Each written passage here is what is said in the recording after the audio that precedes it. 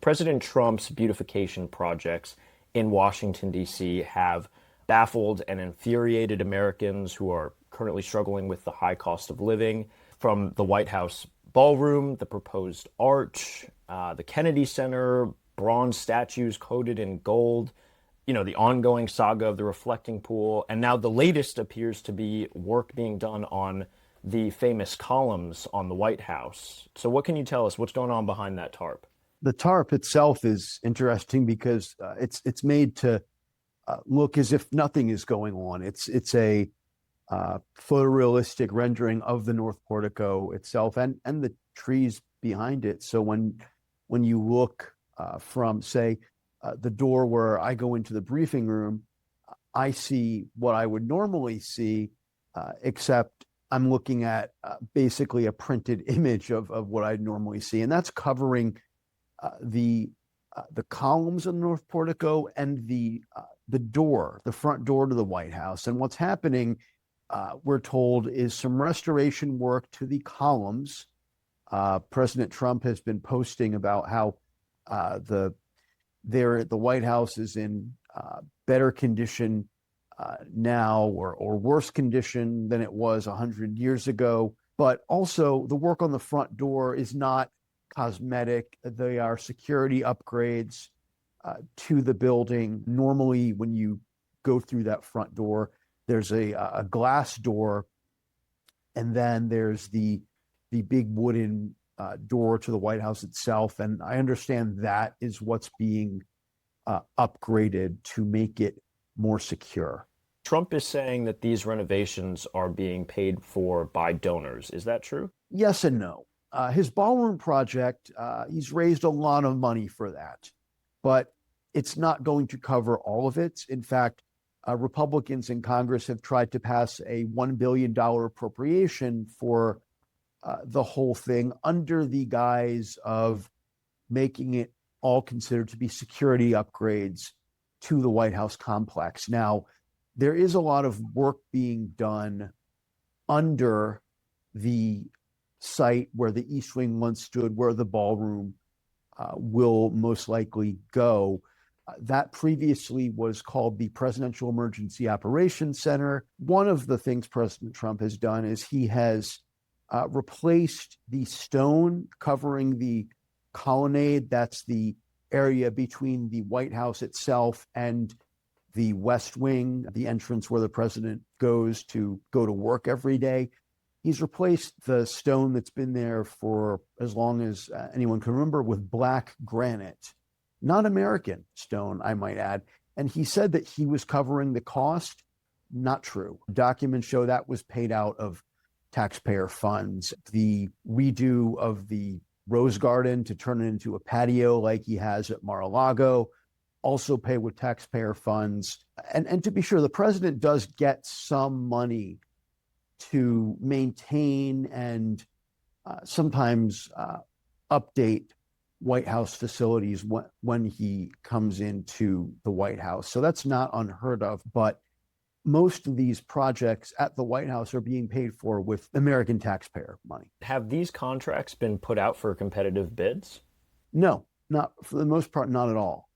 They are usually sole source that bypass the normal procurement regulations. The president claims he can do this because it's the White House and he can do whatever he wants. That's not exactly the case.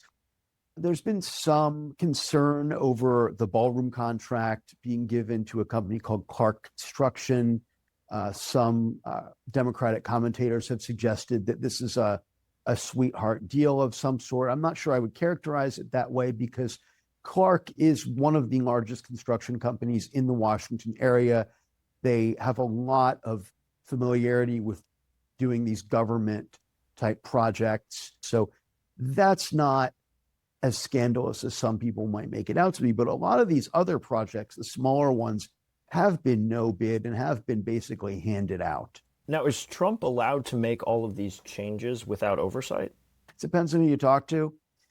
There are bodies that oversee these kinds of things. One is called the Commission on Fine Arts, and that's a longstanding body that oversees and approves renovations, new construction projects in Washington under certain circumstances. And the White House complex is one that would normally need to go through the Commission on Fine Arts.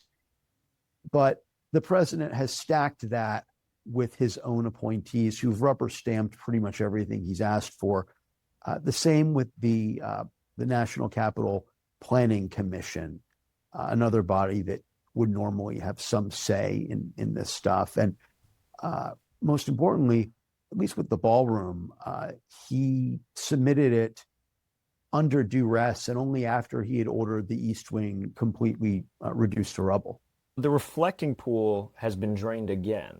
Is there any sign of the vandalism claims made by the president? Nope, not at all. The president said there was I think, 150-foot, 300-foot gash, tear in the American flag blue coating he ordered put on the bottom. He accused vandals of going in there with knives and razor blades and other sorts of edged weapons and then tearing it up with their bare hands. When the pool was drained, there was no evidence of any such destruction. But the coating was coming off in part because there was hydrogen peroxide poured into the water after the pool was refilled and immediately became infested with algae. So fences have gone up again around the pool. Do you have any idea of when this latest attempt at fixing it will be finished? Well, one of my colleagues at The Independent has reported that those fences are going to be at least in place until January, and there's no clear reason why they need to be there for that long. It didn't take that long for the reflecting pool to get its first facelift, although one could argue that doing it properly so that it doesn't end up looking as bad as it did might take the rest of the year. And if that's the case, okay. But there are some who would argue that the fences and the black tarps covering the fences are there just to shield the president from embarrassment because he's attached himself to this project so closely. Aside from the large-scale renovations, Trump has covered the Oval Office and the White House in general in gold trinkets and signs, which have been likened to his Mar-a-Lago country club. Crazy glue was spotted on his desk recently. What's going on there? Yeah, there's been some reporting in other outlets, and at least in a new book by friends of The Independent, Maggie Haberman and Jonathan Swan of the New York Times, and they've reported that the president has gotten into the habit of affixing his gold tone oversized challenge coins. These are trinkets that you hand out to visitors. They come from a military tradition, but Trump's is much bigger than the normal challenge coin, of course. And he has been sticking them on doors. You go through the West Wing right now, they're on the doors, and the evidence shows, and the reporting shows that he's doing this himself personally, which is more than a bit strange considering one would assume he has better things to do as the president of the United States. As we head towards the midterms, how is this fixation with renovations going down with the voters and with Republicans who have to convince voters that we're on the right track? Well, Republicans, at least self-described MAGA Republicans, seem to be on board with all of it. They seem to be okay with what he's doing.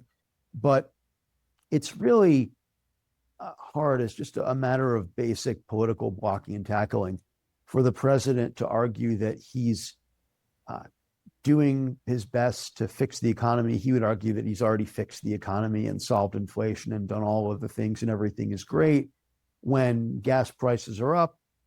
Inflation is not hitting its targets. And yet the president seems to be covering the Oval Office in gold and gilding every other statue in Washington and fixating on these projects to beautify the Capitol, which are being paid for with taxpayer dollars when people can't afford to fill up their cars. And his obsession with the ballroom has rankled a lot of people because he won't stop talking about it, for one. The president has also taken an interest in renovating or reviving fountains around the Washington, D.C. area, including those at Lafayette Park across from the White House, another park in Northwest D.C. called Meridian Hill Park. There's a very large fountain in front of Union Station that was not working for at least a decade, if not more. Some of these fountains were out of commission for that long, and they are working again. And that's not necessarily a bad thing, but people are still wondering why the president is so obsessed with things that really are far below his pay grade.